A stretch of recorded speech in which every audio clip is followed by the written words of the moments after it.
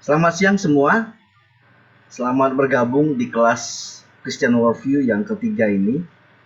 Dan seperti yang sudah dijelaskan pada bagian silabus, Christian Worldview ini merupakan suatu sesi pembelajaran yang dihadirkan pada semester ini, yang di dalamnya setiap kalian akan memikirkan dua topik teologi sekaligus, yaitu eklesiologi dan eskatologi.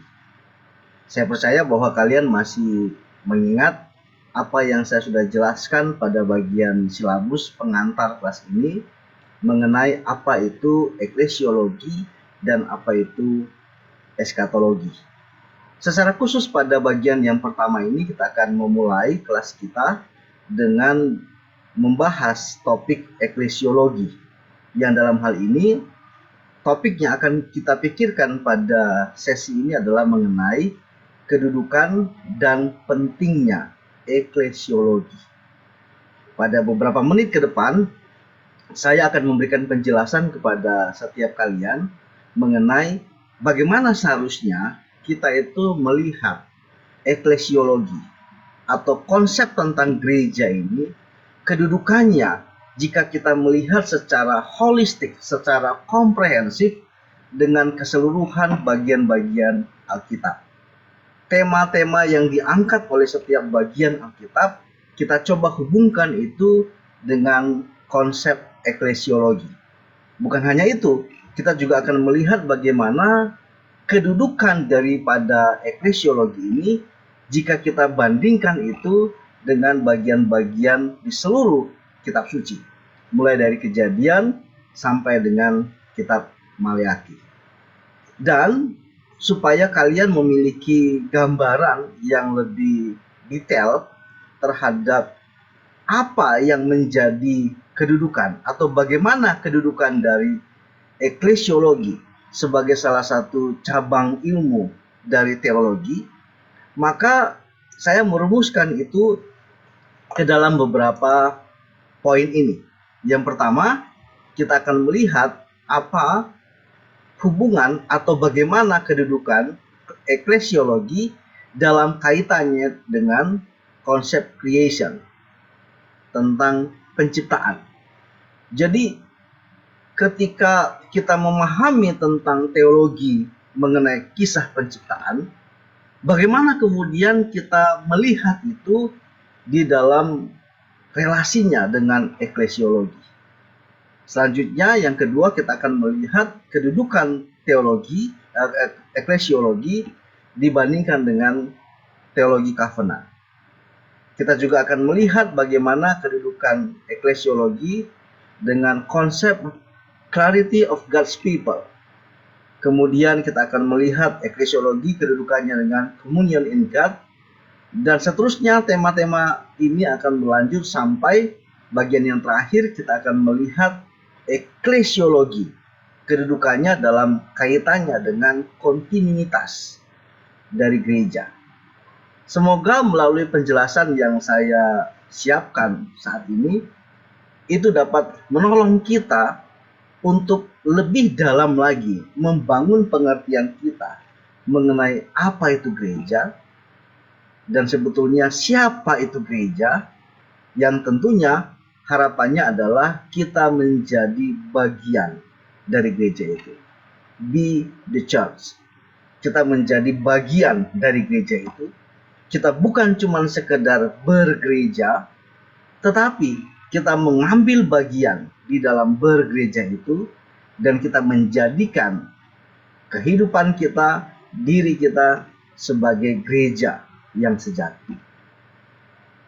Mari kita mengikuti akan penjelasan yang akan saya berikan mengenai kedudukan eklesiologi dengan menggunakan aspek-aspek yang sudah saya tuliskan ini, supaya kita lebih memiliki pemahaman yang komprehensif mengenai kedudukan daripada eklesiologi. Yang pertama, kita akan membahas kedudukan dari eklesiologi di dalam kaitannya dengan konsep penciptaan. Tentunya kalian masih mengingat ya masih mengetahui, dan tentunya mengetahui bahwa kita percaya bahwa Allah itu adalah pencipta segala sesuatu. Kitab suci jelas memberikan pemahaman kepada kita bahwa Allah adalah pencipta segala sesuatu. Di dalam kitab Kejadian pasal 1 ya, ayat yang pertama berbunyi demikian. Pada mulanya Allah menciptakan langit dan bumi. Allah menjadi pribadi yang memulai, yang memprakarsai, yang menghadirkan keseluruhan ciptaan yang ada. Sehingga dari sini kita memahami bahwa ketika kita juga berbicara tentang gereja, maka kita perlu memulainya dari konsep tentang bagaimana Allah mencipta. Dan untuk lebih membuat kita fokus pemahaman kita akan melihat apa yang menjadi persamaan. Dan juga nantinya kita akan membahas apa yang menjadi perbedaan. Ketika Allah mencipta alam semesta ini, dengan kemudian nanti ketika Allah menghadirkan gereja. Kita mulai dari pembahasan tentang titik-titik kesamaan antara gereja dan creation, church and creation. Yang pertama tentu kita sepakat ya bahwa Allah itu adalah sang pencipta.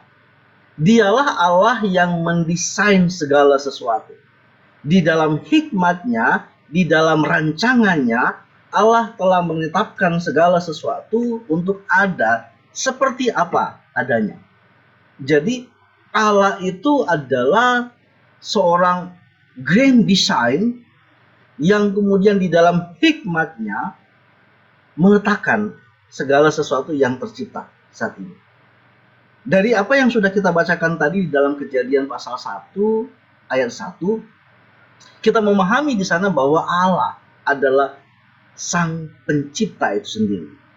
Allah adalah creator dan kita adalah yang dicipta oleh Allah.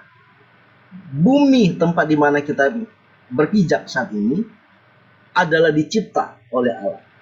Seluruh semesta yang menopang akan keberadaan kita saat ini, yang di dalamnya kita memperlihatkan akan eksistensi kita, segala sesuatu, seluruhnya dicipta oleh Allah. Jadi Allah menciptakan segala sesuatu itu di dalam desainnya, sehingga dia adalah grand design daripada segala sesuatu yang ada. Kalau kita melihat bagaimana Allah menciptakan dunia ini, ya, di dalam ayat yang kedua berbunyi dari Kejadian pasal 1 ayat yang kedua, bumi belum berbentuk dan kosong, gelap gulita menutupi samudra raya, dan roh Allah melayang-layang di atas permukaan air. Jadi dari tengah-tengah kekacau balauan, kekosongan, ketiadaan bentuk dan isi, Allah sebagai sang desainer, Allah sebagai yang desainer yang agung itu, dia kemudian menetapkan dan memulai penciptaan oleh karena dirinya sendiri. Jadi ciptaan ini ada oleh karena desain dan kehendak Allah. Tuhan yang menginginkan supaya dunia ini ada. Segala sesuatu tercipta oleh karena Tuhan. Dan tentunya kita juga percaya bahwa demikian halnya juga dengan gereja. Allah yang mendesain gereja. Allah yang menghadirkan gereja. Gereja itu ada bukan dengan muncul oleh karena sendirinya. Dia bukan hadir oleh karena berkembangnya peradaban manusia. Gereja hadir bukan karena ada upaya yang simultan, yang serius dari manusia untuk mencari Allah. Tetapi gereja itu hadir oleh karena Allah yang memang menghadirkannya di tengah-tengah dunia ini. Allah yang mendesain supaya gereja itu hadir. Gereja itu hadir bukan karena ada orang kumpul-kumpul, kemudian punya satu pemikiran yang sama, mau percaya kepada Yesus Kristus, oke, jadi gereja. Kumpul-kumpul, keuangan, bikin gedung, jadi gereja. Mungkin kalau gedungnya bisa, ya, manusia mengambil bagian untuk mendirikan gereja, ya, bangunan gereja dalam hal ini. Tetapi kita sungguh-sungguh menyadari bahwa gereja pun ada itu oleh karena Allah yang menetapkannya. Kita melihat misalnya ungkapan atau perkataan yang disampaikan oleh Tuhan Yesus di dalam Matius pasal yang ke-16, ya. Di dalam Matius pasal yang ke-16, di dalam ayat yang saya akan bacakan mulai dari ayat yang ke-17,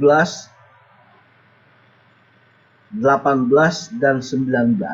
Matius pasal 16 ayat 17, 18 dan 19.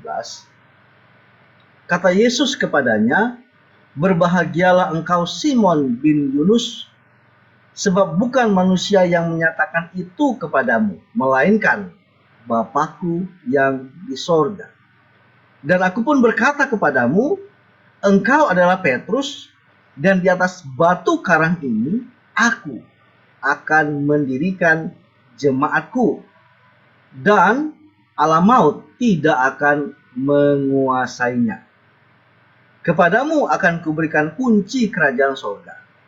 Apa yang kau ikat di dunia ini akan terikat di sorga, dan apa yang kau lepaskan di dunia ini akan terlepas di sorga."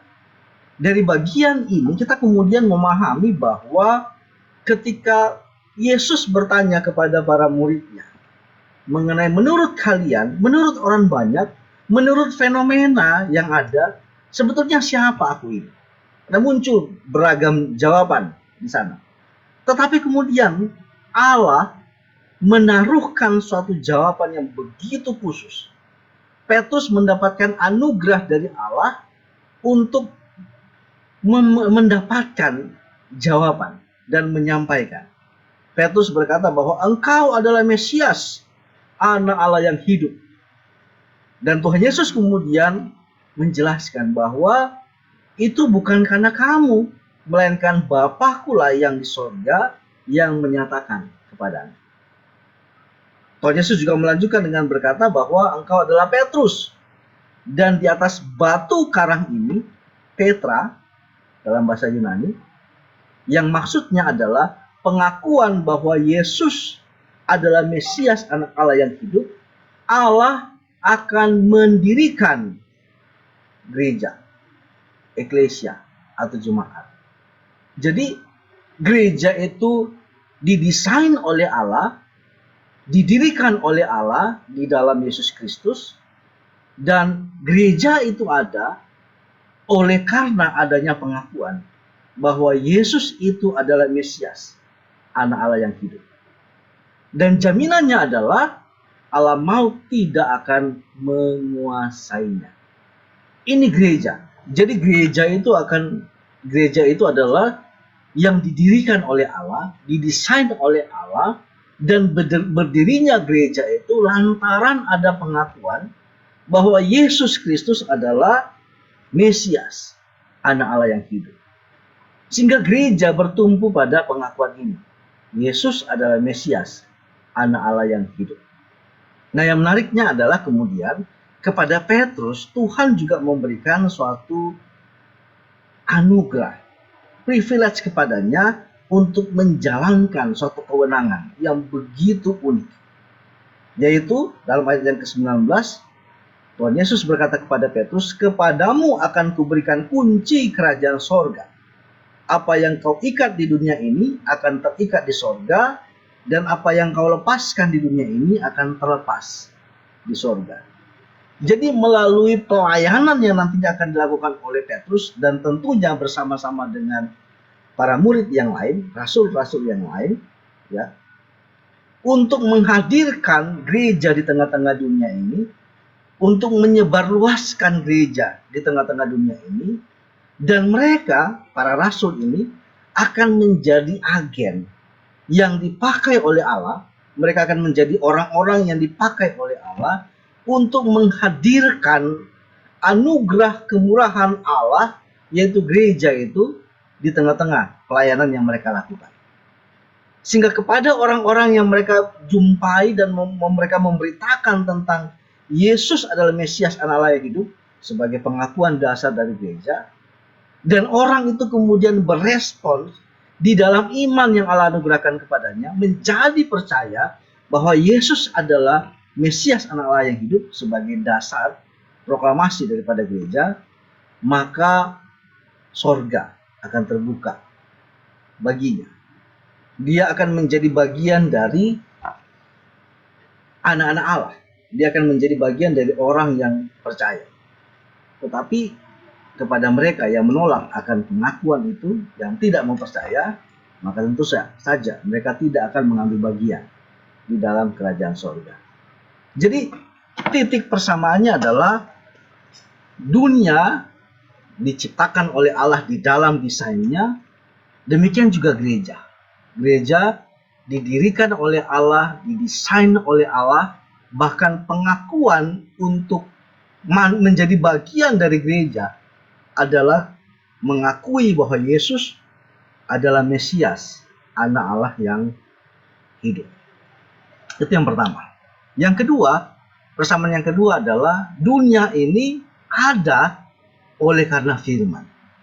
Kita kemudian tahu bahwa di dalam kitab Kejadian pasal yang pertama berkali-kali muncul perkataan seperti ini. Misalnya saya bacakan kepada kita semua, Kejadian pasal 1 ayat yang ketiga.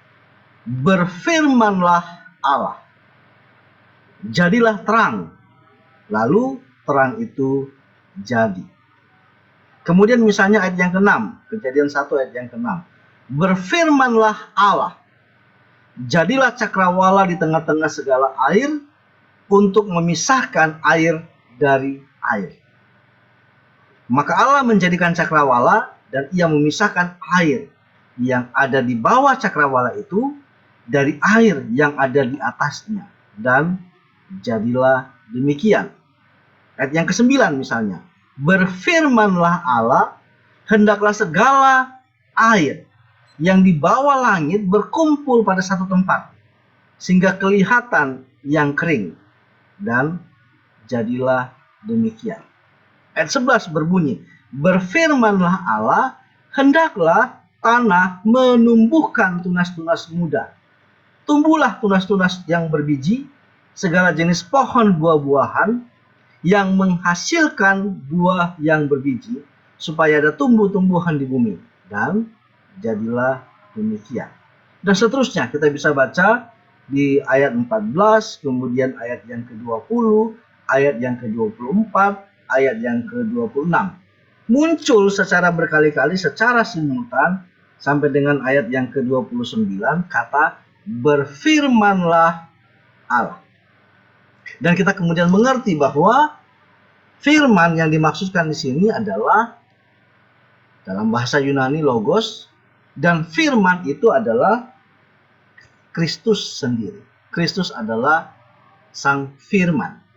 Di dalam Yohanes pasal 1 ayat yang pertama, Injil Yohanes pasal 1 ayat yang pertama berbunyi, pada mulanya adalah firman. Firman itu bersama-sama dengan Allah, dan firman itu adalah Allah. Ayat 2 ditegaskan lagi, ia pada mulanya bersama-sama dengan Allah. Ayat 3, segala sesuatu dijadikan oleh dia, dan tanpa dia tidak ada suatu pun yang telah jadi dari segala yang telah dijadikan. Dalam dia, dalam firman itu, ada hidup. Dan hidup itu adalah terang manusia. Dan nantinya kita akan melihat bahwa firman itu adalah Kristus. Sebab Yohanes di dalam pasal 1 ayat 14, kitab Yohanes, Injil Yohanes, dia menuliskan demikian ayat 14. Firman itu telah menjadi manusia dan diam di antara kita. Dan kita telah melihat kemuliaannya, yaitu kemuliaan yang diberikan kepadanya sebagai anak tunggal Bapa, penuh kasih karunia dan kebenaran. Jadi di dalam kitab Kejadian menjelaskan kepada kita bahwa Allah mencipta dan penciptaan itu dikerjakan melalui atau di dalam firman, sehingga segala sesuatu itu ada, segala sesuatu itu tercipta oleh karena firman. Firmanlah yang menyebabkan segala sesuatu ada. Dan kita kemudian mengerti bahwa firman itu sejak mulanya telah bersama-sama dengan Allah. Firman itu adalah Allah sendiri. Firman itulah yang mencipta dan menjadikan segala sesuatu. Dari firman itu ada hidup, dan hiduplah, dan hidup itu menjadi terang bagi kita manusia sampai saat ini dan selanjutnya. Kemudian kita juga mengetahui bahwa firman itu telah menjadi manusia dan diam di antara kita. Itulah Kristus. Injil Yohanes menjelaskan kepada kita bahwa Kristus itu adalah Sang Firman itu sendiri. Jadi Allah mencipta segala sesuatu dengan menggunakan firman, yaitu Kristus itu sendiri. Dan segala sesuatu itu menjadi ada oleh karena firman tersebut. Nah, kita hubungkan dengan Matius pasal 16 tadi. Yesus berkata, aku akan mendirikan jemaatku. Sehingga gereja pun ada oleh karena firman, oleh karena Kristus, oleh karena logos, ya. Dan kita pun mengerti bahwa gereja pada akhirnya itu akan menjadi sesuatu yang hadir di tengah-tengah dunia ini, dihadirkan Allah secara sengaja ke dalam dunia ini oleh karena Kristus. Kenapa oleh karena Kristus? Yang pertama tadi kita sudah melihat bahwa gereja itu ada oleh karena pengakuan bahwa Yesus adalah Mesias, Anak Allah yang hidup. Tetapi kita kemudian juga percaya bahwa orang-orang yang dianugerahkan iman oleh Allah kepada mereka adalah orang-orang yang kemudian menjadi tujuan daripada kisah penebusan, karya penebusan yang dilakukan oleh Kristus di atas kayu salib. Penebusan Kristus atas dosa manusia itu seluruhnya diperuntukkan kepada mereka yang dianugerahkan iman oleh Allah untuk percaya bahwa Yesus itu adalah Mesias. Nah, penebusan yang dilakukan oleh Kristus ini, ya, oleh Sang Firman tadi itu, membuat gereja itu kemudian eksis. Jadi eksistensi gereja itu dikerjakan oleh firman, oleh Kristus. Gereja itu eksis, gereja itu boleh bertahan, boleh terus ada, bukan oleh karena struktur kepengurusan yang ada di dalamnya, bukan oleh karena modal yang dimiliki oleh orang-orang yang ada di dalamnya, bukan karena lokasi strategis yang membuat gereja itu ada, tetapi gereja itu ada itu oleh karena Sang Firman, Sang Kristus.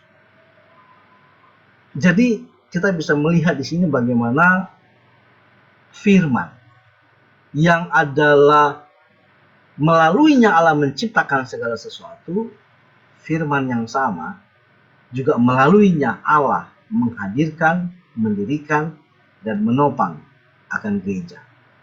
Sehingga dalam hal ini kita melihat persamaannya, ya, bahwa dunia itu ada, ciptaan itu ada oleh karena firman, demikian juga gereja itu ada oleh karena firman. Persamaan yang ketiga adalah ketika Allah menciptakan dunia ini, di dalamnya Allah menciptakan manusia, Adam dan Hawa, kita tahu sebagai manusia mula pertama yang diciptakan oleh Allah.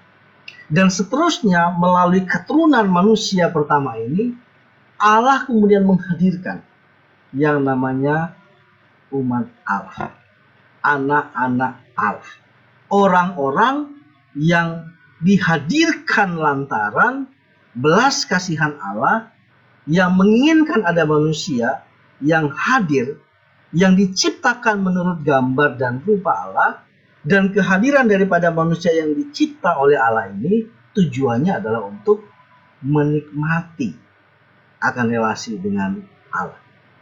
Jadi Allah itu adalah pencipta segala sesuatu. Melalui firman Allah itu menghadirkan segala sesuatu. Dan secara khususnya ketika berbicara tentang manusia ciptaannya, Allah kemudian menyebutkan bahwa manusia ciptaannya ini adalah miliknya. Sebagai yang dicipta menurut gambar dan rupa Allah. Dan karena dicipta menurut gambar dan rupa Allah, maka image of God, yang kita menyebutnya dengan dalam bahasa Latin imago Dei, image of God itu akan hadir di dalam semua umat manusia yang tercipta, yang hadir dari generasi ke generasi berikutnya. Nah, bagaimana dengan gereja? Kita juga percaya, kita juga mengerti dari apa yang dijelaskan oleh Matius tadi, Injil Matius tadi dalam Matius pasal 16, kita memahami bahwa gereja itu hadir oleh karena pengakuan bahwa Yesus itu adalah Mesias, anak Allah yang hidup. Dan di dalam pengakuan bahwa Yesus adalah Mesias, anak Allah yang hidup, sebetulnya pengakuan itu sendiri berdiri pada penebusan yang telah dilakukan oleh Yesus. Jadi seseorang itu bisa mampu untuk tiba pada pengakuan bahwa Yesus adalah Mesias itu oleh karena anugerah iman yang Allah berikan kepadanya.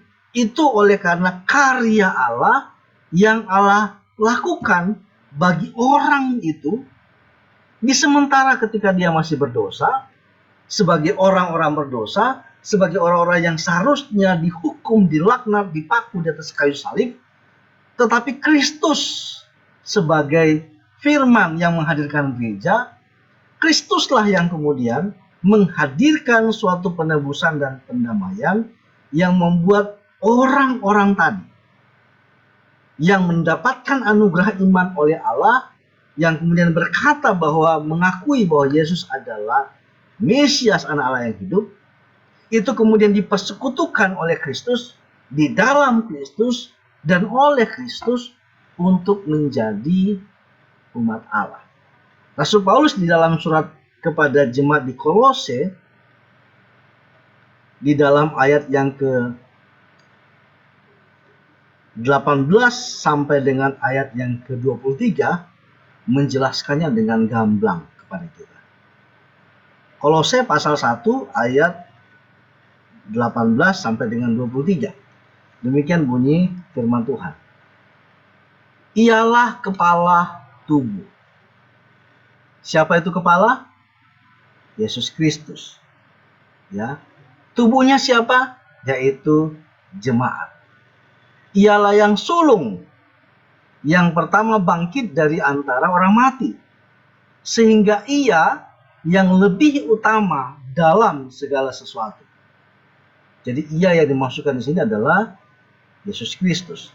Ayat 19, karena seluruh kepenuhan Allah berkenan diam di dalam Dia, dan oleh Dialah ia memperdamaikan segala sesuatu dengan dirinya, baik yang ada di bumi maupun yang ada di sorga, sebab sesudah ia mengadakan pendamaian oleh darah salib Kristus. Juga kamu yang dahulu hidup jauh dari Allah dan yang memusuhi Allah dalam hati dan pikiran seperti yang nyata dari perbuatanmu yang jahat, sekarang diperdamaikannya di dalam tubuh jasmani Kristus oleh kematiannya, untuk menempatkan kamu kudus dan tak bercacat dan tak bercela di hadapannya. Sebab itu kamu harus bertekun dalam iman, tetap teguh dan tidak bergoncang, dan jangan mau digeser dari pengharapan Injil yang telah kamu dengar dan yang telah dikabarkan di seluruh alam di bawah langit, dan yang aku ini Paulus telah menjadi pelayannya. Jadi Paulus menjelaskan kepada jemaat di Kolose bahwa semua manusia sejak dari kejatuhan Adam dan Hawa di dalam dosa, mereka semua itu telah menjadi berdosa di hadapan Tuhan, tidak bisa mendekat sebagai umat Allah, walaupun pertama diciptakan sebagai umat Allah, tetapi lantaran dosa yang menjadi sesuatu yang hakikat natur yang dimiliki oleh manusia, membuat kita tidak lagi punya relasi dengan Tuhan, tidak bisa lagi menjadi umat Allah. Namun demikian, melalui pendamaian yang Allah kerjakan melalui dan di dalam Kristus, Allah kemudian menghimpunkan, memperdamaikan orang-orang yang tadinya pantas, layak untuk dihukum, menjadi umat Allah. Jadi ini persamaannya. Ada hadirnya umat Allah di sana.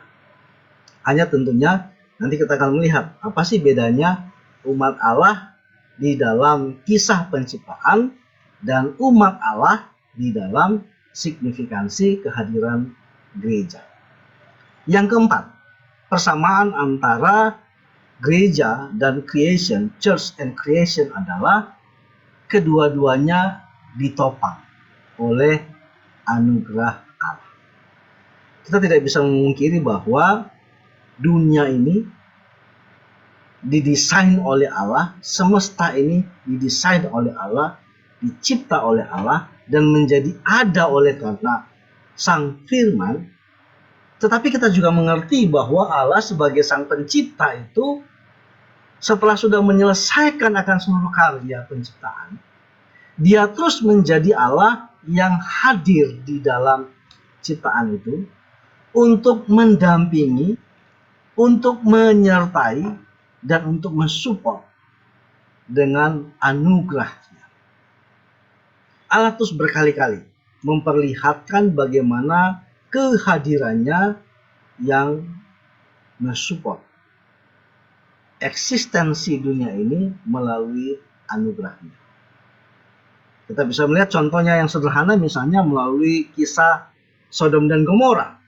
Oleh karena dosa yang begitu besar yang terjadi di sana, Allah kemudian ingin menghancurkan tanpa menyisakan apapun dari sana. Tetapi kita mengerti bahwa di dalam diskusinya Allah bersama-sama dengan Abraham, ya, Tuhan masih memberikan kesempatan untuk menyelamatkan. Paling tidak pada akhirnya kita tahu bahwa Lot dan dua anak perempuannya diselamatkan dari pemusnahan yang Allah kerjakan, yang Allah lakukan atas Sodom dan Gomora. Jadi kita bisa melihat bahwa dosa sekalipun benar-benar ada, tetapi kasih karunia Allah terus mampu untuk menjangkau. Demikian juga dengan gereja. Dari apa yang sudah kita baca tadi dalam Kolose pasal 1, ya, kita melihat bahwa misalnya dalam ayat yang ke-21 dikatakan di sana, juga kamu yang dahulu hidup jauh dari Allah dan yang memusuhinya dalam hati dan pikiran yang nyata dari perbuatanmu yang jahat.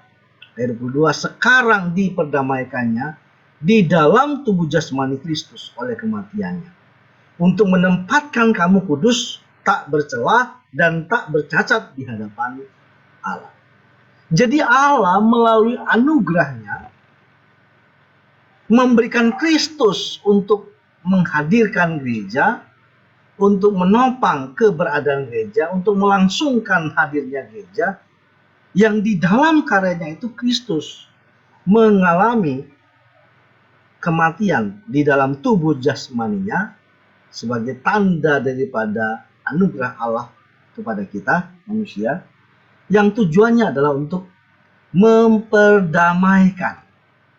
Kembali lagi, untuk mensupport kita di dalam kemurahannya, di dalam kasih karunia-Nya. Sehingga kita pun ada, kita menjadi bagian dari gereja, itu karena anugerah Allah.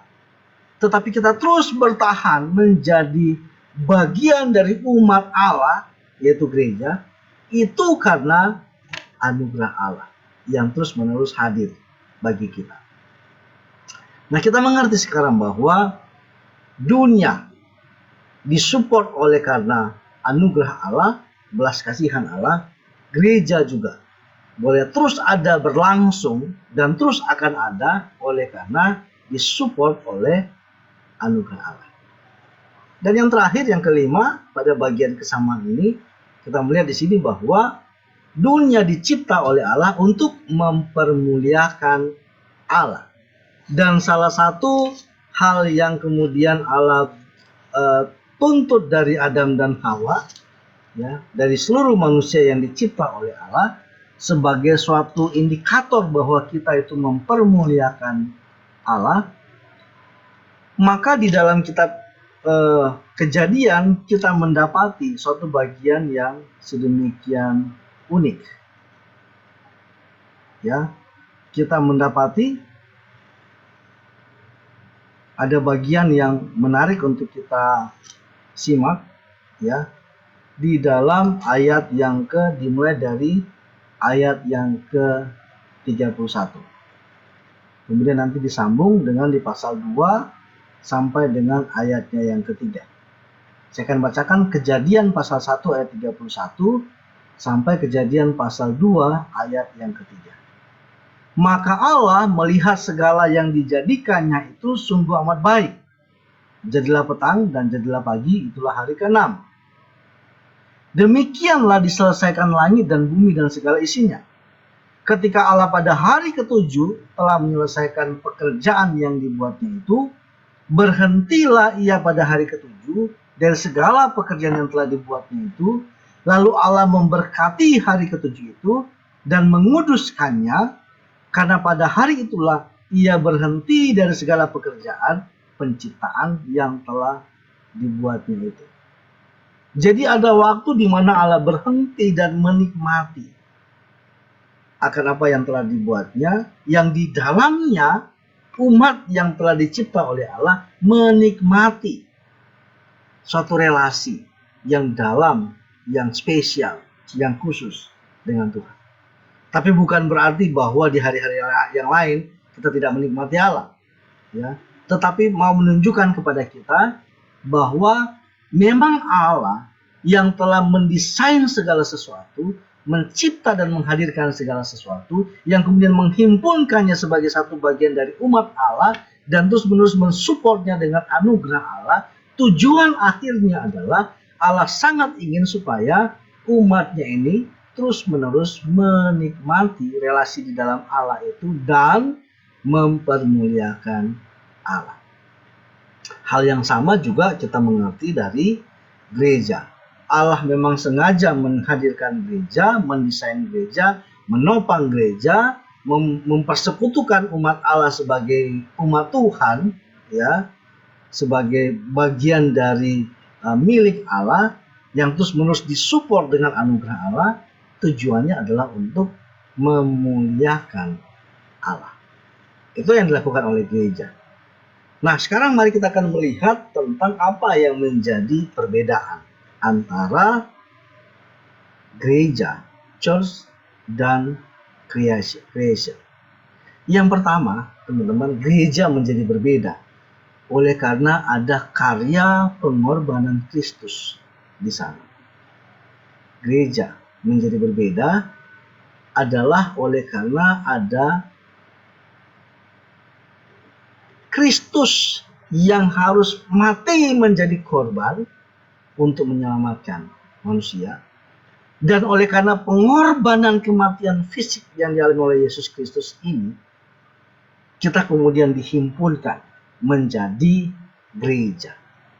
Makanya sebetulnya kita kemudian tahu bahwa istilah gereja, ya, kata eklesia itu sebetulnya adalah kata yang ketika pertama kali digunakan, muncul pertama kali dalam kitab Kisah Para Rasul pasal 11 atas jemaat di Antioquia itu, ya, untuk menunjuk bahwa mereka sedang menghina.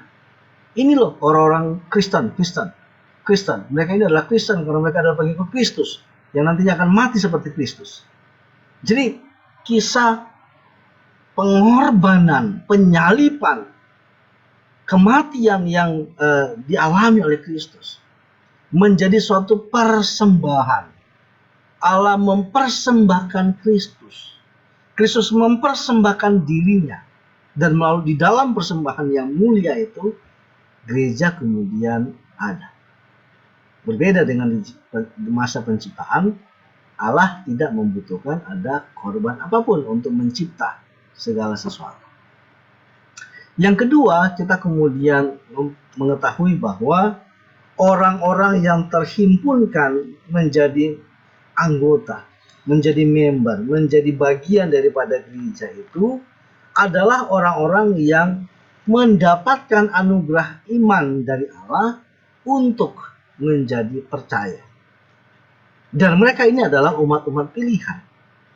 Jadi gereja itu ada, umat-umat yang ada di dalamnya adalah umat-umat yang dipilih oleh Allah. Dipilih oleh Allah. Jadi bukan oleh karena kemampuannya untuk menjadi bagian dari gereja, masuk menjadi anggota daripada gereja, tetapi oleh karena Allah yang telah memilihnya. Dalam surat Paulus kepada jemaat Efesus pasal 1 ayat yang keempat berbunyi demikian. Sebab di dalam Dia Allah telah menjadikan kita sebelum dunia dijadikan, supaya kita kudus dan tak bercacat di hadapan-Nya. Ya, jadi di dalam Dia, di dalam Kristus, Allah telah memilih kita sebelum dunia dijadikan. Itu perbedaannya. Ya. Adam dan Hawa dicipta langsung oleh Allah, langsung terbentuk sosok manusia yang diberikan nama oleh Allah Adam. Hadir lagi sosok yang kedua yang diambil dari laki-laki namanya Hawa. Tetapi berbeda halnya dengan keanggotaan kita di dalam gereja. Hadirnya kita di dalam gereja oleh karena iman kepada Allah yang dianugerahkan kepada kita melalui pengorbanan Kristus. Itulah yang menyebabkan kita itu menjadi umat pilihan Allah. Jadi umat pilihan Allah telah dikerjakan oleh Allah bahkan jauh sebelum Kristus itu menebus dosa-dosa kita. Ya, secara kronologis. Kenapa? Karena dalam Efesus 1 ayat 4 dikatakan bahwa sebab di dalam Dia Allah telah memilih kita sebelum dunia dijadikan. Kemudian yang ketiga, yang menjadi penanda, ya, dari kita menyebut diri kita sebagai orang percaya adalah iman. Imanlah yang kemudian menjadi penandanya, ya. Kita kemudian disebut sebagai orang yang beriman, dan Kristus menjadi fokus daripada iman kita. Ya. Inilah yang menjadi perbedaan antara church dan creation. Ya. Orang-orang yang hadir pada masa itu setelah penciptaan, ada yang tidak percaya kepada Allah. Ya. Ada banyak yang bahkan menolak Allah. Misalnya kita bisa melihat bagaimana di peristiwa Menara Babel, ya, orang-orang kemudian sebetulnya ingin menantang Allah. Kita tahu misalnya ada Kain dan Habel, Kain yang kemudian mengeraskan hatinya daripada Allah dan menolak apa yang menjadi firman Allah. Jadi di dalam penciptaan hadir orang-orang yang bisa saja atau sangat mungkin mereka itu tidak punya iman kepada Allah, tidak percaya bahwa Allah itu ada, bahkan mereka secara tegas menolak Allah. Ingatlah misalnya bagaimana peristiwa ketika Nuh mempersiapkan bahtera. Ya, ketika dosa telah menjadi bagian yang begitu mengerikan di tengah-tengah peradaban manusia, Allah kemudian bermaksud untuk menghancurkan apa yang telah Dia ciptakan ini dan memanggil Nuh sekeluarga untuk mendirikan bahtera.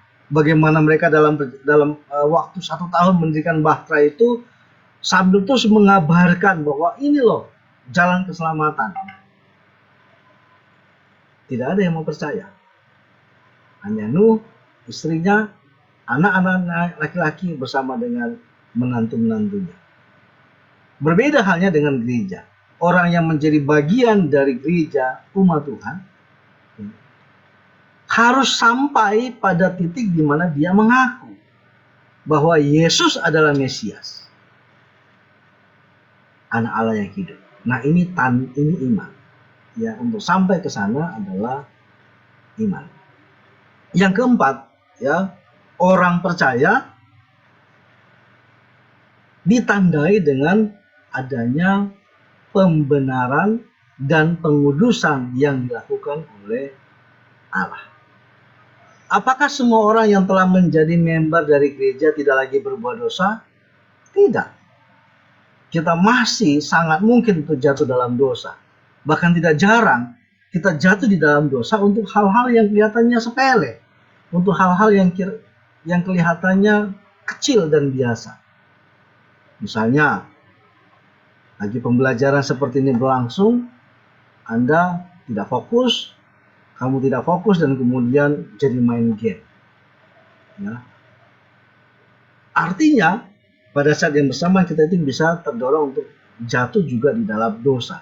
Walaupun kita telah memilih untuk ikut di dalam kelas ini. Tetapi yang menariknya adalah pembenaran dan penebusan itu terus menjadi bagian yang Allah hadirkan di dalam kehidupan orang percaya. Yang oleh Luther berkata bahwa Agustinus maksud saya berkata bahwa kita itu adalah orang berdosa yang terus-menerus mendapatkan belas kasihan Allah untuk dikuduskan. Semper iustus et peccator. Yang kelima yang menjadi perbedaan yang sangat signifikan antara church dan creation adalah bagaimana gereja itu bertumbuh di dalam pengalaman penebusan oleh Allah. Terus menerus ditebus oleh Allah dari dakwaan yang diberikan oleh si jahat. Si jahat terus menerus mendakwa kita. Dosa-dosa kita terus menerus diungkit oleh si jahat itu. Ya, dia terus menerus mendakwa kita dengan segala macam tuduhan. Ya, menuduh kita. Dosa-dosa kita itu diungkap lagi ya di hadapan Allah. Tetapi kita kemudian mengerti bahwa bagaimana Allah itu menunjukkan akan penebusannya, ya, pengampunannya yang terus terjadi.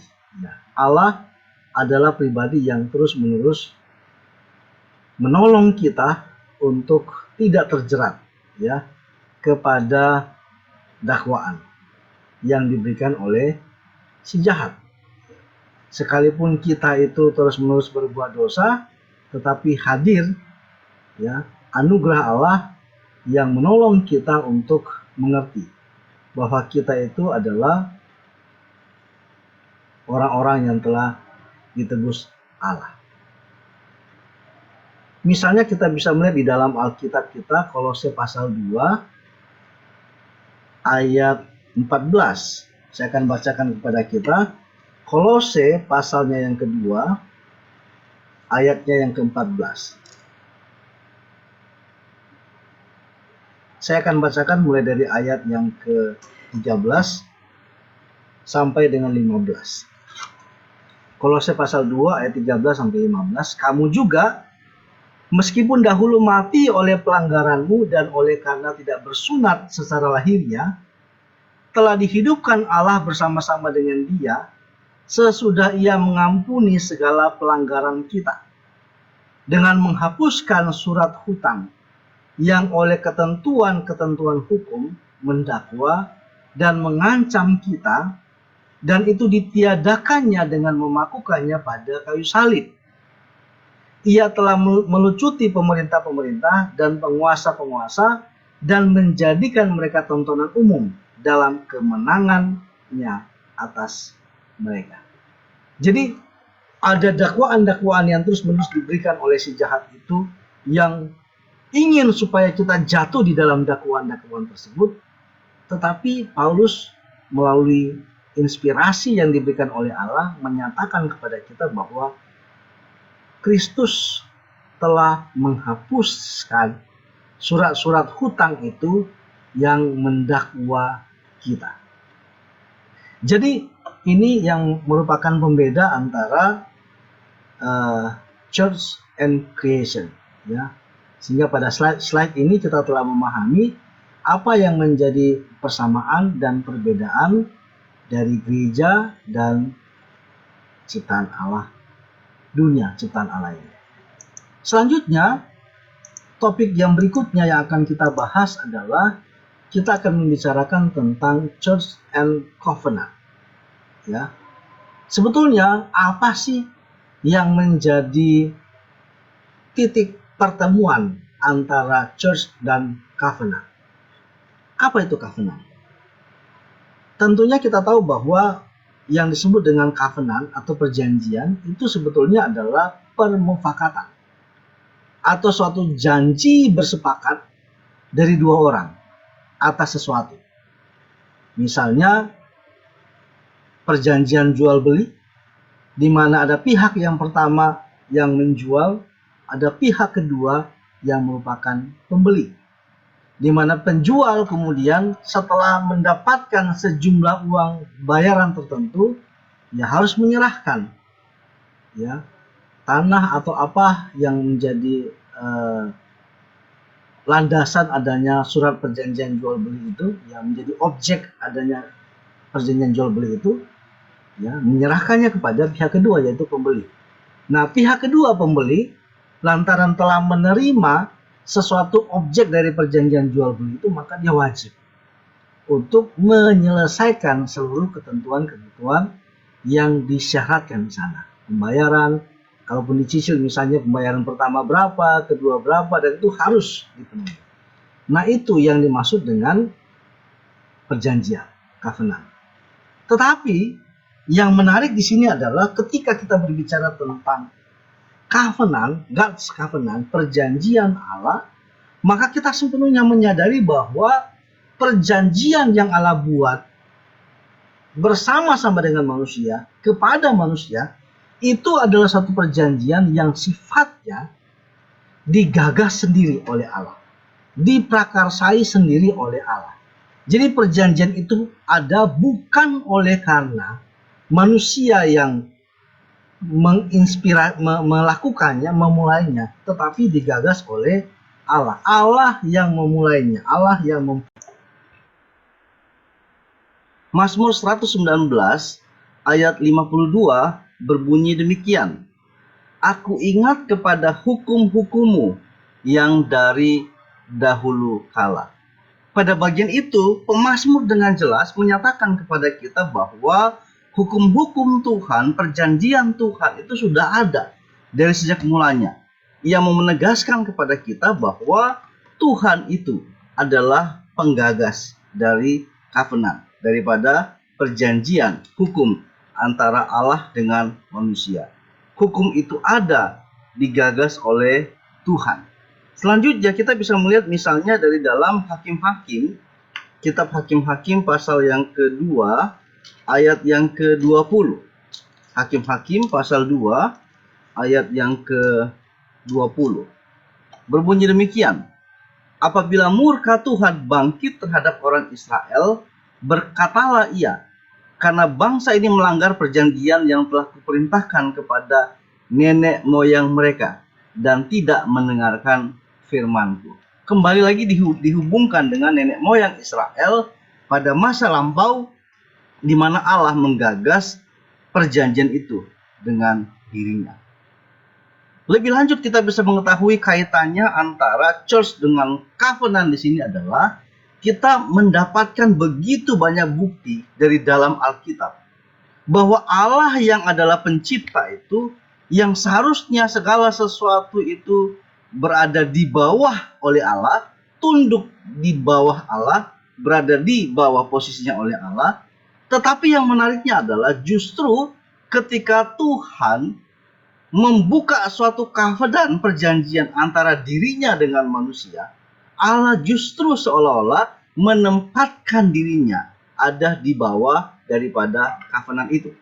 Beberapa bagian di Alkitab bisa kita lihat di sini, misalnya Kejadian pasal 9 ayat yang ke-11, Kejadian 17 ayat 2 dan 4, Keluaran 34 ayat 10, dan Mazmur 89 ayat 3 sampai 4. Dia yang adalah Allah yang berada di luar segala sesuatu, Dia yang adalah Allah yang melampaui segala sesuatu.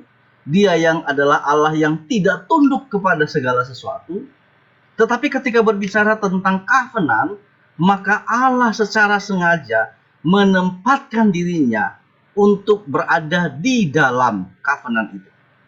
Untuk berupaya di dalam dirinya itu untuk bagaimana menggenapi, menjalankan setiap covenant yang justru telah dia buat bersama-sama dengan manusia, di hadapan manusia, kepada manusia.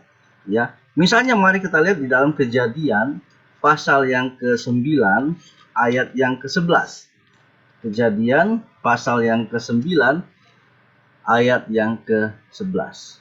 Maka kuadakan perjanjianku dengan kamu, bahwa sejak ini tidak ada yang hidup yang akan dilenyapkan oleh air bah, dan tidak akan ada lagi air bah untuk memusnahkan bumi.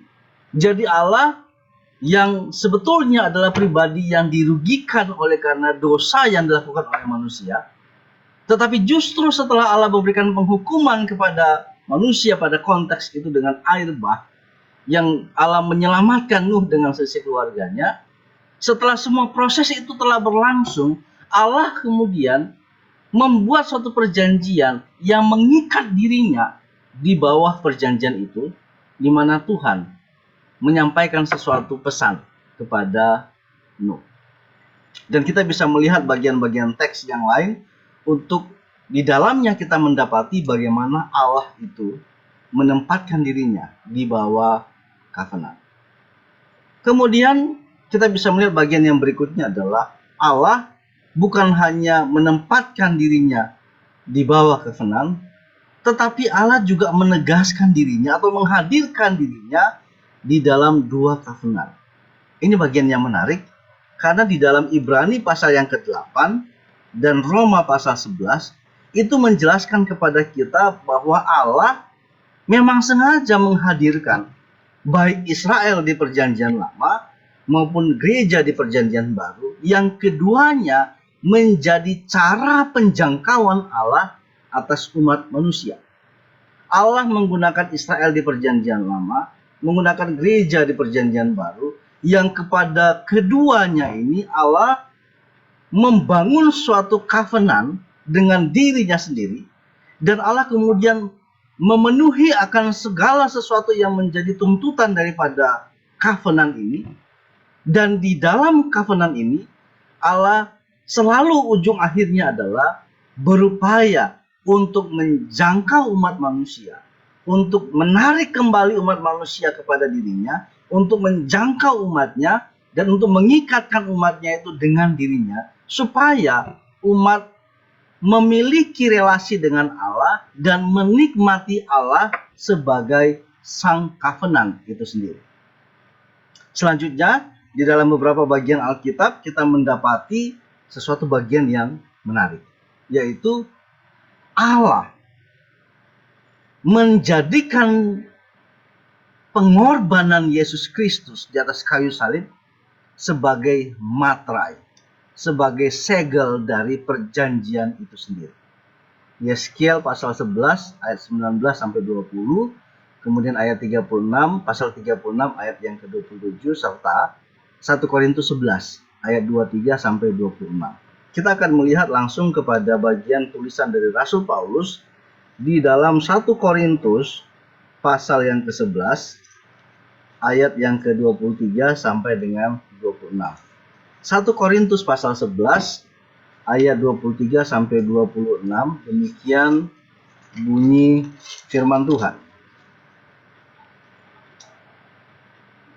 Sebab apa yang telah kuteruskan kepadamu telah aku terima dari Tuhan, yaitu bahwa Tuhan Yesus pada waktu malam ia diserahkan mengambil roti, dan sesudah ia mengucap syukur atasnya, ia memecah-mecahkannya dan berkata, inilah tubuhku yang diserahkan bagi kamu. Perbuatlah ini menjadi peringatan akan aku. Demikian juga ia mengambil cawan sesudah makan, lalu berkata, cawan ini adalah perjanjian baru yang dimateraikan oleh darahku. perbuatlah ini setiap kali kamu meminumnya, menjadi peringatan akan aku. Sebab setiap kali kamu makan roti ini dan minum cawan ini, kamu memberitakan kematian Tuhan sampai Ia datang.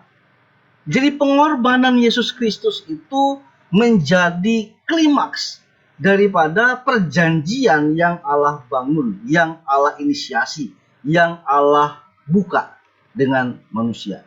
Kalau di dalam perjanjian lama, contohnya dengan Abraham misalnya, Allah menggunakan ternak, ya, hewan yang disembeli, ya, dan kita bisa melihat bagaimana praktek itu berlangsung di dalam bagian-bagian lain di dalam perjanjian lama.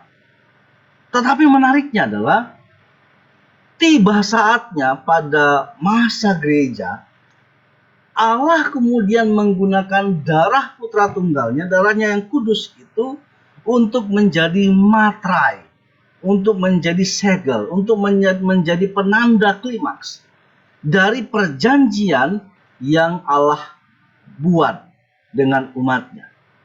Dan di dalam perjanjian itu berulang kali dikatakan oleh Tuhan Yesus di sini, yang dikutip oleh Rasul Paulus, tentang kata-kata menjadi peringatan akan aku. Supaya umat manusia, supaya orang percaya terus-menerus menyadari bahwa segala sesuatu benefit yang ia terima oleh karena penebusan yang dilakukan oleh Yesus Kristus, yang menempatkan dirinya di dalam gereja yang dianugerahkan Allah, itu semua terjadi oleh karena tertumpahnya darah Kristus. Dan itu menjadi peringatan akan Kristus. Kemudian selanjutnya ketika kita berbicara tentang Church and Covenant, kita menyadari bahwa pada bagian selanjutnya ada sesuatu anugerah sebagai suatu kekuatan yang tak tertahankan dari perjanjian baru ini. Karena Kristus telah menjadi klimaks daripada perjanjian itu, Kristus telah menjadi yang paling tinggi, korban yang paling sempurna, yang paling sejati dari perjanjian itu, maka ada benefit yang begitu luar biasa yang didapatkan oleh gereja atas covenant yang telah tiba pada klimaksnya tadi. Jika di dalam perjanjian lama, umat Israel harus terus-menerus setiap tahun berulang-ulang untuk mempersembahkan kurban kepada Allah, menyembelih hewan ternak tertentu dengan memenuhi semua syarat-syarat yang diperlukan. Maka pada masa perjanjian baru, oleh karena yang ditumpahkan itu adalah darah Kristus yang sejati, darah Kristus yang suci, yang murni, yang kudus, maka benefit yang diperoleh dari perjanjian itu adalah sesuatu yang begitu luar biasa. Yang pertama, Allah maut tidak dapat menguasai gereja. Oleh karena darah Kristus telah menyelesaikan segala sesuatu, maka bahkan Allah maut pun tidak bisa menguasai gereja. Ada suatu jaminan dari darah Kristus itu, bahwa kuasa yang hadir di sana adalah klimaks dari perjanjian itu sendiri, yang membuat tidak ada segala sesuatu, bahkan Allah maut sekalipun, untuk dapat menguasai gereja. Yang kedua, Rasul Paulus dalam kitab Korintus juga berkata bahwa tidak ada sesuatu yang dapat memisahkan kasih Allah kepada gereja. Gereja sebagai klimaks akhir, ujung akhir dari perjanjian antara Allah dengan manusia, di mana melalui gereja Allah mengikatkan dirinya oleh karena penebusan Kristus itu.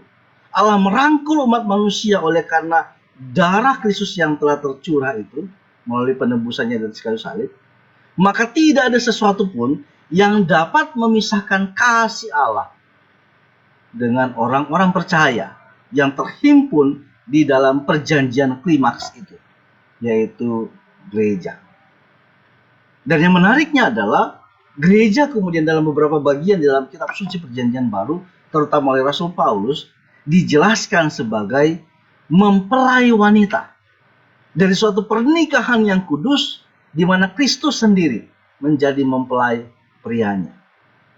Untuk menggambarkan betapa eratnya relasi di dalam perjanjian antara Allah dengan gereja, Allah menjelaskan bahwa relasi yang terbentuk di dalam perjanjian itu adalah relasi seperti sepasang mempelai. Gereja sebagai mempelai wanita dan Kristus sebagai mempelai pria. Ini menjadi suatu gagasan dari gambaran mengenai betapa eratnya perjanjian itu. Betapa kuatnya perjanjian itu mengikat kedua belah pihak. Baik gereja yang diikatkan kepada Tuhan dan Tuhan yang mengikatkan dirinya kepada gereja. Dan tentunya konsekuensi daripada adanya ikatan yang kekal ini, ikatan yang kuat ini, di dalam pernikahan yang kudus ini, menyebabkan gereja memiliki hubungan yang kekal. Ada jaminan kekal mengenai keselamatan yang akan diterima oleh orang percaya di dalam gereja. Karena melalui gereja, orang percaya dipersekutukan dengan Kristus, dan melalui persekutuan dengan Kristus, orang percaya memiliki hubungan dengan Allah dan mendapatkan relasi yang tidak terpisahkan dengan Allah. Oleh sebab itu, gereja sebagai klimaks akhir dari covenant Allah dengan manusia mendapatkan begitu banyak manfaat. Salah satunya adalah misalnya gereja, orang percaya menerima pengampunan dosa. Disadarkan terus bahwa dosanya telah diampuni. Kristus telah menyelesaikan semua kutuk, semua tuntutan, semua hal yang menjadi sanggahan bagaimana seseorang itu diterima di hadapan Allah melalui pengampunan dosa. Tapi juga bukan hanya itu. Ternyata Allah tahu bahwa dalam perjalanannya manusia, orang percaya ini masih tetap akan jatuh dalam dosa.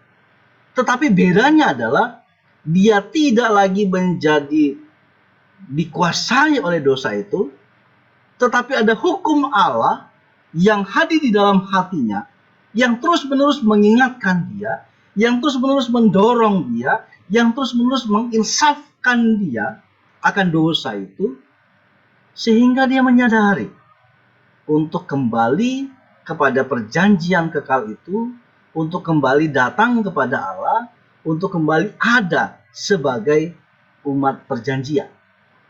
Dan yang kemudian yang ketiga, orang percaya itu melalui dan di dalam gereja menjadi pribadi yang mulai bertumbuh di dalam bagaimana menyembah dan memuliakan Allah di dalam roh dan di dalam kebenaran. Ini menunjukkan kepada kita bahwa gereja adalah komunitas covenant yang di dalam kehadirannya sebagai komunitas covenant, gereja itu berhimpun bersama-sama untuk menyembah Allah, untuk memuliakan Allah. Inilah yang kemudian dapat kita pahami sebagai tujuan Allah menciptakan manusia, yaitu adalah untuk menikmati Allah. Maka tujuan Allah untuk menghadirkan orang-orang percaya adalah supaya terbentuklah suatu komunitas covenant yang di dalamnya orang percaya menyembah dan memuliakan Allah. Bagian selanjutnya yang akan kita bahas selanjutnya adalah tentang Church and Clarity of God's People. Bagaimana relasi antara Allah dengan kemurnian daripada orang percaya. Kita tentu mengetahui bahwa ada beberapa aspek ya dari tahapan perjalanan kehidupan orang percaya sejak dari mula pertama Allah itu menciptakan manusia. Kita mengerti bahwa pada saat Allah menciptakan manusia, kondisi awal yang menjadi identitas dari manusia, potensi yang dimiliki oleh manusia adalah disebut dalam bahasa Latin posse peccare non posse peccare. Artinya di dalam wujud atau bentuk atau kehadirannya sebagai Manusia yang diciptakan oleh Allah, kita menyebutnya sebagai Adam yang pertama. Dalam konteks itu, Adam adalah memiliki kemampuan untuk berdosa, tetapi juga memiliki kemampuan untuk tidak berbuat dosa. Dalam kondisi ini kita kemudian menyadari bahwa Allah menciptakan, membangun manusia seperti Adam, dan menghadirkan kepadanya kemuliaan Allah yang di dalam relasinya dengan Allah, kemuliaan itu seharusnya terus-menerus membawa Adam itu menjadi berelasi dengan Allah. Allah kemudian menghadirkan Taman Eden sebagai konteks daripada kehidupan Adam dan Hawa pada masa itu, yang tujuannya adalah mereka menikmati segala kekayaan, kemuliaan, kenyamanan, segala sesuatu yang Allah sediakan bagi manusia. Yang tentu saja ini menggambarkan kepada kita tentang sesuatu yang diinginkan oleh Allah, yaitu manusia berelasi dengan Allah. Namun sayangnya ternyata ada iming-iming yang lebih ditawarkan, ya, yang lebih lagi ditawarkan oleh si ular, ya, si iblis kepada manusia, ya, Hawa dan Adam, yang di dalam iming-imingnya itu sebetulnya ular menunjukkan aksi tipu-tipunya dan berkata kepada Hawa, ya, dengan Adam, kalau kamu makan buah pohon pengetahuan yang baik dan yang jahat ini, maka kamu akan jadi seperti Allah, mengetahui yang baik, mengetahui yang jahat. Apa yang menjadi kesalahan di sini? Toh bukankah baik jika seseorang itu tahu mana yang baik, mana yang jahat? Persoalannya di sini adalah Adam dan Hawa tidak menyadari bahwa kepada mereka sedang ditawarkan sesuatu di mana mereka mampu kemudian pada akhirnya untuk menetapkan bagi dirinya suatu standar bagi subjektivitas dirinya, apa yang baik, apa yang tidak baik, apa yang benar, apa yang tidak benar. Kebenaran ditawarkan sebagai sesuatu yang dapat diputuskan berdasarkan selera subjektivitas manusia. Dan akhirnya pilihan itu membawa pada suatu kondisi di mana manusia, Adam dan Hawa pada masa itu jatuh di dalam dosa. Yang titik kedua ini dalam bahasa Latin kemudian disebut sebagai non posse non peccare. Artinya manusia itu pada kondisi itu, ya, menjadi pribadi yang tidak dapat lagi untuk tidak berbuat dosa. Alih-alih mendapatkan hak untuk menentukan kebenaran secara subjektif, justru tipuan itu menyebabkan manusia menjadi pribadi yang selalu terjerat di dalam dirinya, sehingga apapun keputusan yang dia ambil, apapun pilihan yang dia buat, maka konsekuensi akhirnya atau pilihan ujungnya adalah selalu dosa. Tidak ada lagi pilihan yang membawa manusia untuk secara aktif dari dalam dirinya untuk menggapai Allah, menemukan kebenaran dan berelasi dengan kebenaran. Semua apapun yang dilakukan oleh manusia ujung-ujungnya adalah dosa. Bahkan kebaikan apapun yang dilakukan oleh manusia ujung-ujungnya adalah dosa. Tentunya kita masih ingat dengan ungkapan yang disampaikan oleh C.S. Lewis. Dia berkata bahwa bahkan perbuatan baik sekalipun, jika dilakukan di luar daripada kebenaran, maka itu sebetulnya adalah kejahatan yang tersembunyi. Ini menunjukkan kepada kita suatu titik di mana manusia pada akhirnya, apapun karya baik yang dihasilkan, apapun karya yang dihasilkan oleh manusia, ujung-ujungnya adalah membawa pada dosa. Sampai di sini kita kemudian melihat bagaimana manusia berada pada titik yang begitu fatal sebagai akibat dari dosa. Ia tidak lagi mampu untuk menjangkau Allah, ia tidak lagi mampu untuk mencari dan memuliakan Allah, Sebab justru yang ada dirinya, yang ada dalam dirinya adalah sesuatu sikap pemberontakan kepada Allah. Ketika bahkan dia berada pada kondisi di mana ia ingin menyembah Allah, memuliakan Allah, yang justru terjadi adalah dia merampas akan kemuliaan dari Allah itu bagi dirinya sendiri. Ketika dia berniat untuk melayani Allah, yang justru dinampakkan adalah justru dia sedang melayani akan kebutuhan kedagingannya. Tetapi pertanyaannya adalah, apakah itu yang akan menjadi titik akhir daripada perjalanan manusia? Oh, tentu saja tidak. Ingat pelajaran kita di slide sebelumnya menjelaskan bahwa Allah adalah penggagas dari perjanjian itu, dan karena Allah merupakan penggagas dari perjanjian tersebut, maka tidak mungkin untuk Allah mengabaikan atau tidak menggenapi perjanjian yang ia buat. Allah kemudian menghadirkan Yesus Kristus sebagai klimaks daripada perjanjian itu, dan melalui pengorbanan yang dilakukan oleh Yesus Kristus, maka terwujudlah, terbentuklah, hadirlah suatu umat yang baru, umat yang di dalamnya mengalami pertumbuhan di dalam Kristus, umat yang dilahir barukan oleh Allah melalui Kristus, yang di dalam kelahiran barunya itu, sang umat ini berada pada suatu kondisi yang menarik untuk kita pikirkan, yaitu yang dalam bahasa Latin disebut sebagai posse peccare, non posse peccare.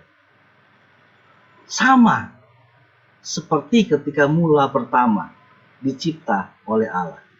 Ini adalah umat yang sejati. Ini adalah umat yang dimaksudkan oleh Allah, umat yang diinginkan oleh Allah, yaitu umat yang mampu untuk melalui kebenaran Allah, melalui firman Allah, memilah dan memilih manakah yang baik, manakah yang berkenan kepada Allah, dan manakah yang sebetulnya melanggar penetapan Allah. Dan mereka inilah, komunitas inilah, umat inilah yang kemudian akan terus diproses oleh Allah sampai klimaksnya, dipersekutukan dengan Allah di dalam kebenaran, dan di dalam persekutuan kebenaran yang kekal itu bersama-sama dengan Allah, di dalam kemuliaan Allah, umat ini kemudian tiba pada suatu kondisi, yaitu yang disebut sebagai non posse peccare, yaitu suatu kondisi di mana umat ini tidak lagi dapat berbuat dosa. Dosa tidak pernah lagi menjadi sesuatu hasrat yang mengikat. Dosa tidak lagi menjadi sesuatu yang dibutuhkan. Dosa tidak lagi menjadi sesuatu yang hadir di dalam realitas kehidupan umat. Kenapa? Karena mereka telah menjadi bagian dari klimaks perjanjian itu. Mereka mengikat dirinya, terikatkan dirinya di dalam Allah, dan kebenaran Allah telah sungguh-sungguh menjelma di dalam setiap diri daripada umat Tuhan. Umat Tuhan ini pada akhirnya di dalam kekekalan akan menjadi proyeksi daripada kekudusan Allah. Dan mereka akan mendemonstrasikan suatu kualitas hidup yang di dalamnya kebenaran itu hadir. Mereka tidak lagi bisa berbuat dosa. Non posse peccare. Nah, dari apa yang sudah kita bicarakan ini, ketika berbicara dalam konteks mengenai kemurnian daripada umat Allah, kita kemudian mengerti bagaimana Allah akan mengerjakannya bagi manusia. Mulai dari tahapan yang pertama, justifikasi. Dalam justifikasi ini, Allah kemudian menganugerahkan iman kepada orang percaya melalui pengakuan, di dalam pengakuan bahwa Yesus Kristus adalah Mesias, Allah hidup. Dan di dalam konteks itu Allah kemudian memberikan kebenaran, menghadirkan kebenaran dalam diri orang percaya, sehingga kemudian kebenaran Allah itu terhisapkan ya ke dalam diri orang percaya. Yang kedua selanjutnya adalah dalam proses perjalanan kehidupan Allah akan mengerjakan yang namanya sanctification, yaitu pengudusan. Nanti kita akan bicara tentang 3 proses dari pengudusan ya. Tetapi paling tidak dari sini kita melihat bahwa Justification itu menunjukkan tentang suatu keadaan di mana secara posisi Allah kemudian tidak lagi melihat manusia berdosa itu sebagai umat yang harus dihukum, tetapi Allah melihat bagaimana kebenaran Kristus terhisapkan di dalam diri orang itu, sehingga secara posisi Allah menjustifikasikannya sebagai seorang yang sudah dibenarkan. Dan di dalam proses perjalanan kehidupannya, ya, hadirlah kuasa Allah, ya, yang menolong orang percaya ini untuk mengalami proses pengudusan, yaitu sanctification, di mana dia mengalami terus latihan untuk menanggalkan akan kuasa dosa, pengaruh dosa, dampak dosa, dan ikatan dosa. Ketik yang kedua. Yang ketiga, kemudian pada puncaknya nanti glorification, di mana Allah mempersatukan umat percaya ini ke dalam kekekalan kebenarannya. Itulah yang tadi kita sebut sebagai non posse pecare.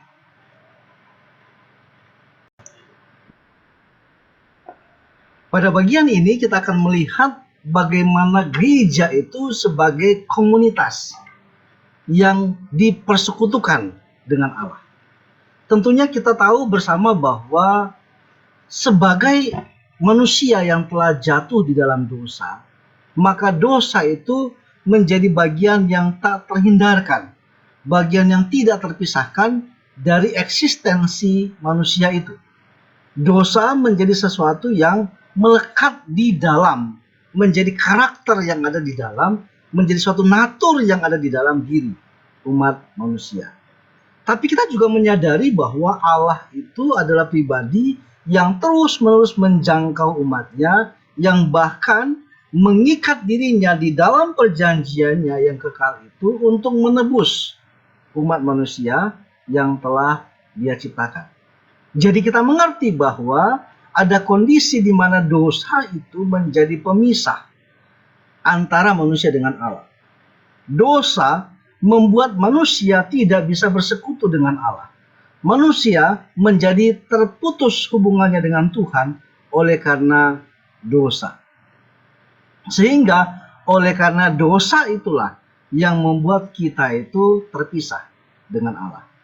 Namun yang menarik adalah Allah oleh karena perjanjiannya yang kekal itu, yang telah Dia bangun sebelumnya di dalam inisiatifnya, Allah berupaya untuk bagaimana caranya menghadirkan sesuatu yang dapat menolong umatnya, yang dapat membuat umatnya itu ada di dalam satu relasi dengan Allah yang terputus ini.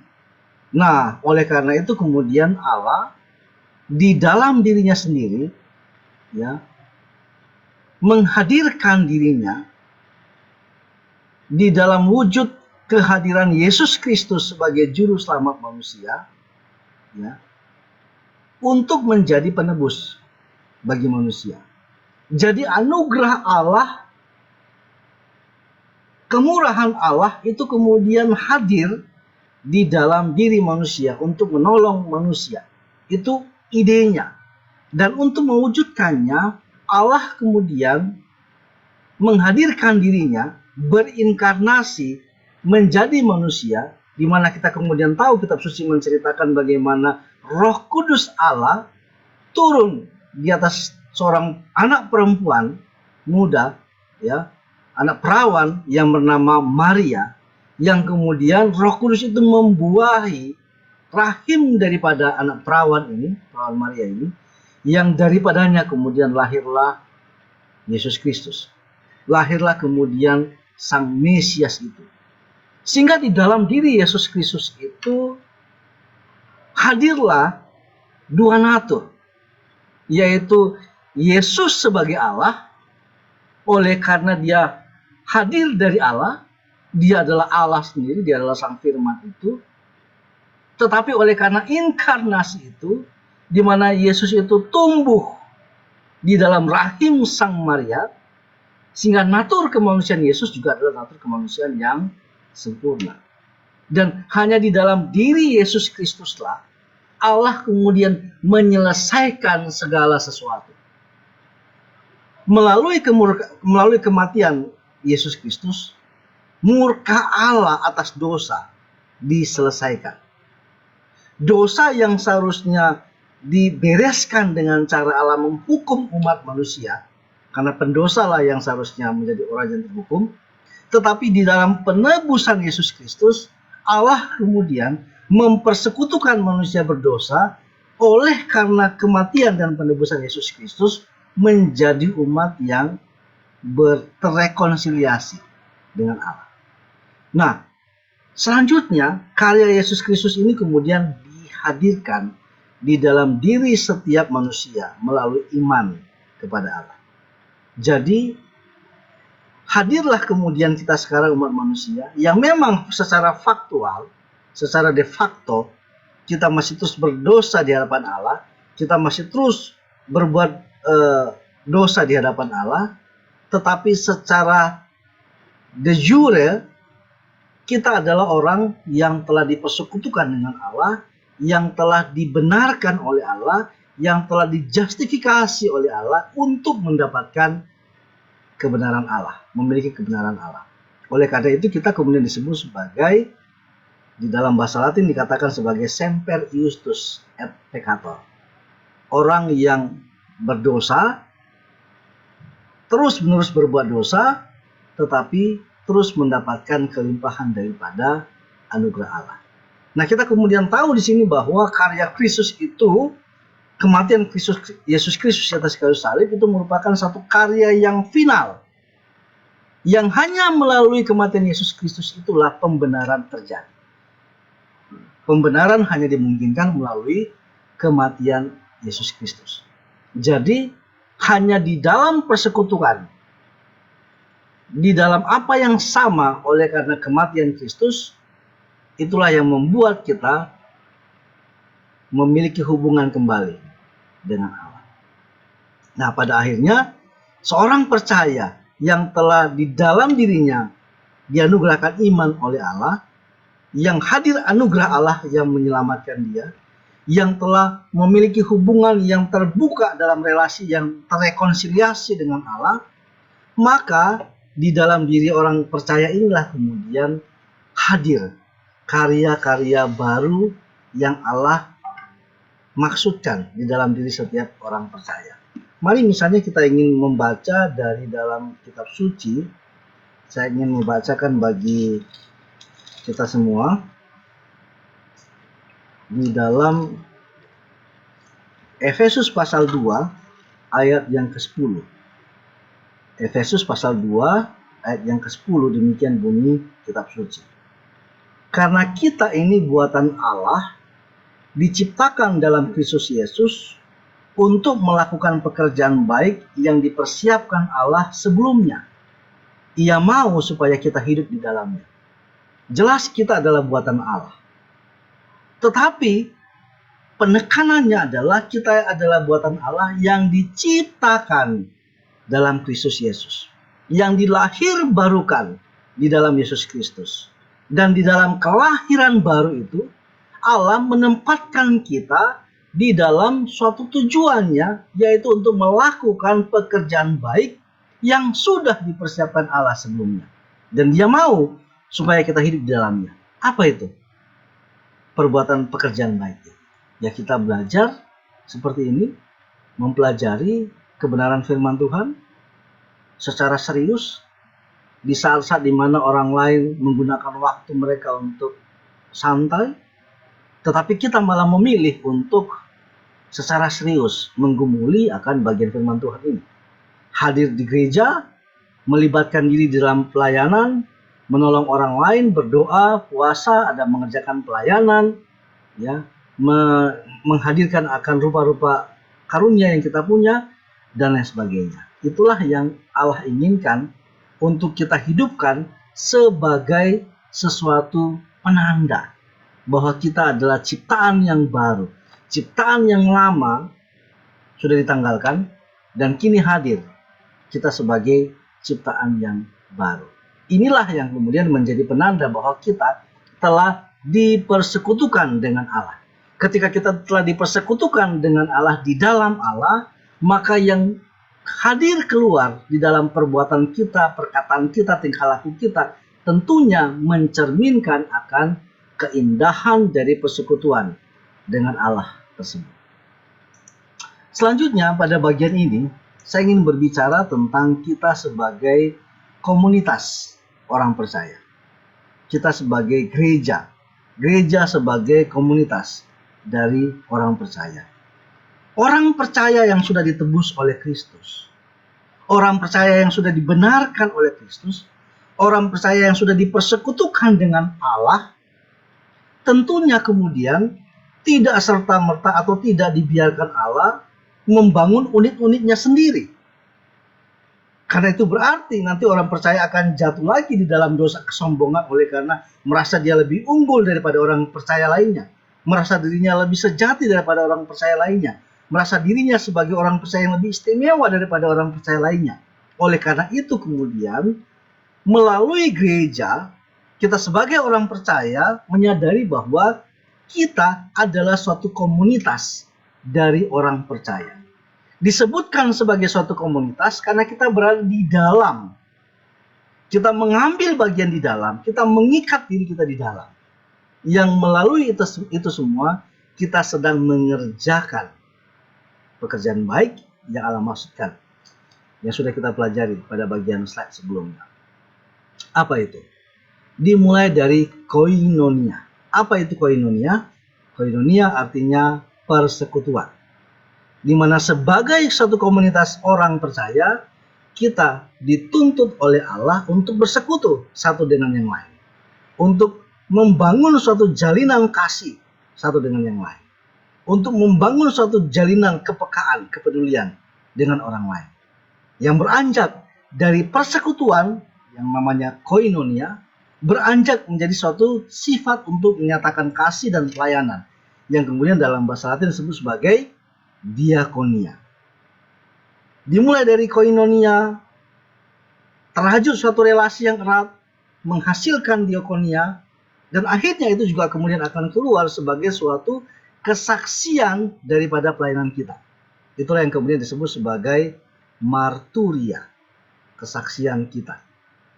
Tetapi tidak hanya berhenti sampai di sana, Allah memang menghimpunkan kita sebagai komunitas orang percaya di dalam Kristus, di dalam Kristus sebagai sang kepala gereja, yaitu tujuannya adalah supaya kita menjadi orang-orang yang memuliakan Allah, berbakti, menyembah, memuliakan Allah. Dan untuk itu kita diatur oleh yang namanya liturgi. Ibadah kita adalah ibadah yang diarahkan kepada Allah. Ibadah yang bukan hanya sekedar kita memuaskan hasrat ingin bernyanyi, ada lagu yang kita suka, ada khotbah yang ingin kita dengar, dan lain sebagainya. Bukan.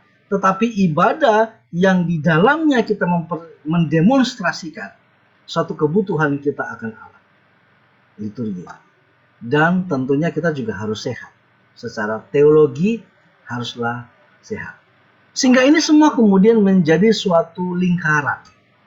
Yang dimulai dari bagaimana Kristus, ya, yang telah menghadirkan dirinya secara utuh, ya, menghadirkan para rasul, para nabi, para penginjil, para gembala, para pengajar, yang tujuan dari dihadirkannya orang-orang ini, jawatan-jawatan ini adalah untuk mempersiapkan umat-umat pilihan Allah untuk melakukan pekerjaan-pekerjaan yang baik, yang di dalam pelaksanaannya itu dalam komunitas gereja mereka bertumbuh di dalam satu kesatuan tubuh Kristus yang akhirnya memperlihatkan apa itu kesatuan seperti Allah adalah satu adanya, dan bicara tentang kedewasaan di dalam pertumbuhan itu.